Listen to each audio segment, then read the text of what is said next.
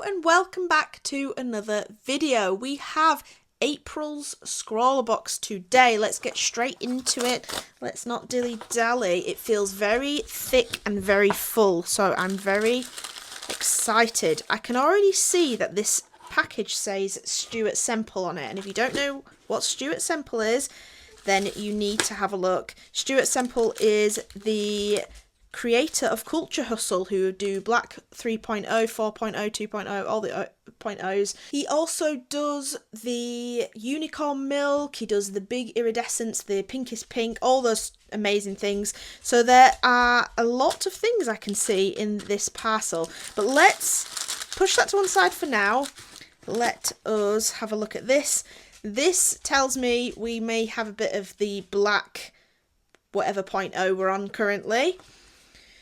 We also have the featured artwork. Something a little bit crazy is going to happen in this box, I feel. I think it's going to be a lot of experimentation.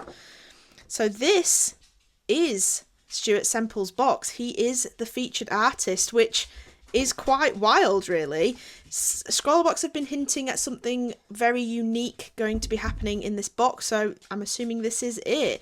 Stuart Semple is a multidisciplinary British artist whose practice spans painting, performance, internet art and installation. And there are their socials. Oh, this is exciting. I'm very excited about this box. This is making me very, very excited. Let's move these things to one side here, and then let's start opening these packages. Let's do this one first. This is the generic ScrawlrBox package. Okay, minimal, but that's probably because everything comes in the other one. We've got the vinyl sticker that is of the artwork, very nice. We have the sweet that looks like a bar humbug, I think they're called, which I think is a minty sweet, very minty sweet, so very nice. We also have this Marabou Decoration and Hobby paintbrush in size 16 flat head brush. This barrel is so lovely and matte. I don't know why that's so satisfying, but it is.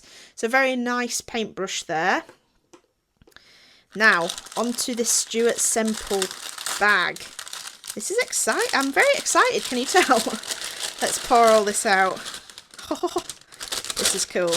Now, I use Stuart Semple's Unicorn Milk, and I also use his glow in the dark pigment powder. I use that quite a bit, so I'm very familiar with some of his products. Okay, so we have a few of their new stuff. Interesting.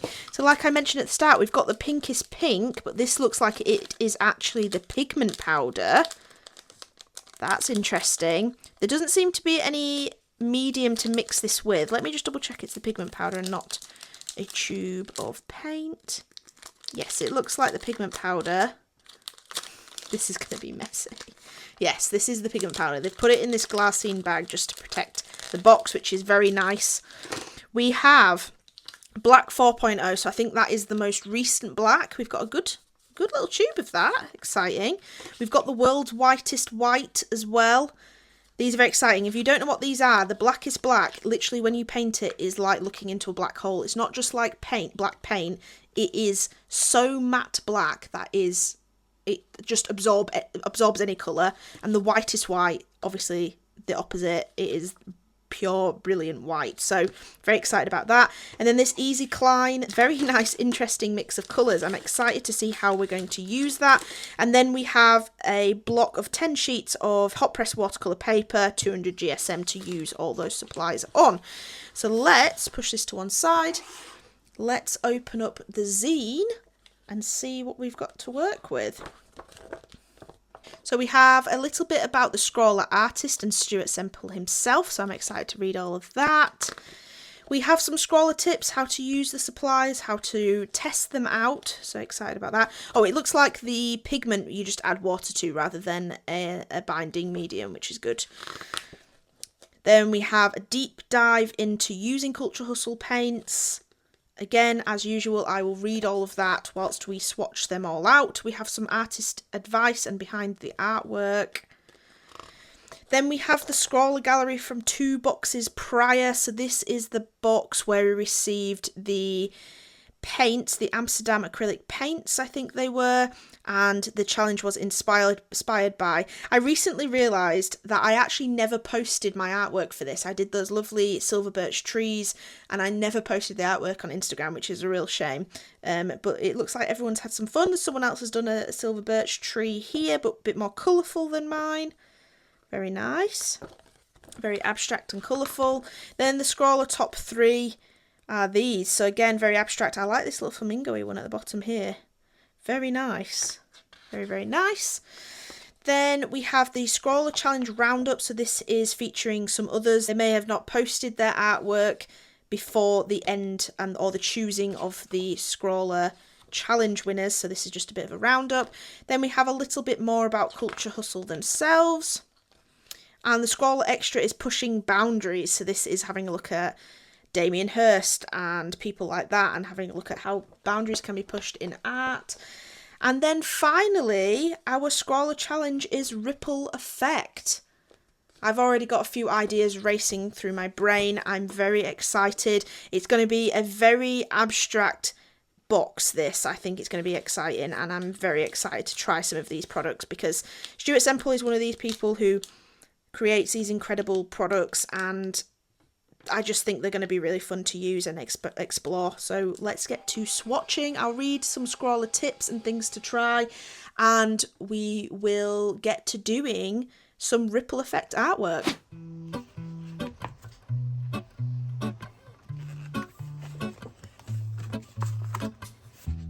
And onto the Scrawlr tips. So as usual, there's the swatch them out, and like I mentioned earlier, there is also a tip to add water to your pink pigment powder for a lighter finish. Due to its rich pigment, when adding water to the black, you can create more of an ink-like effect with it.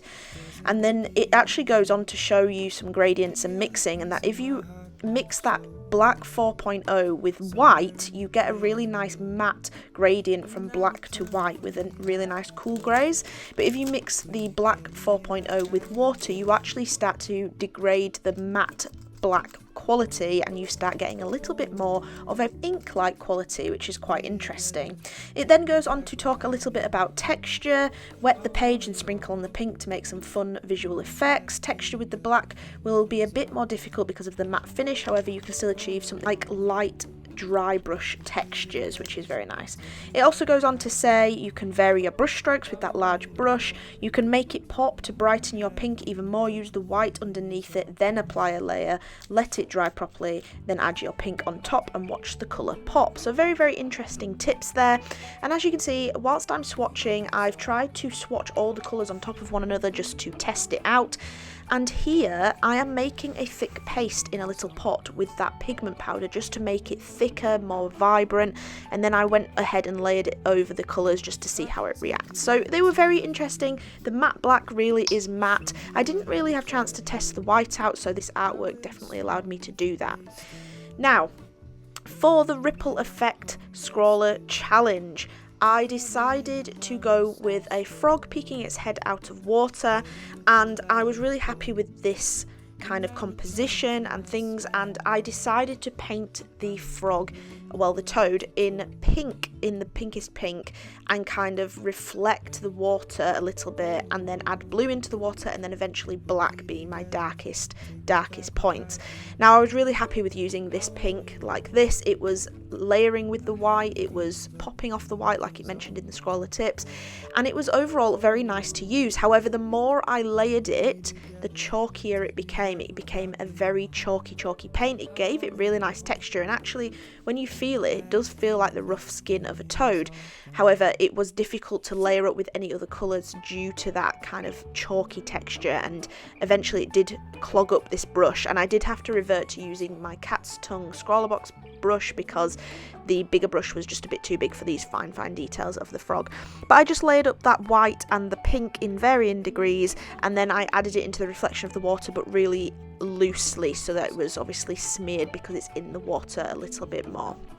Now, I then started going on with the blue, and this is where I get to a point and I definitely think I should have stopped. You will see that point very shortly, and it looked really good at this point, and I wish I'd just stopped and not added any black and not added anything else and just left it there, but I didn't, and I continued. And sometimes with art you need to learn when to stop, and I should have stopped.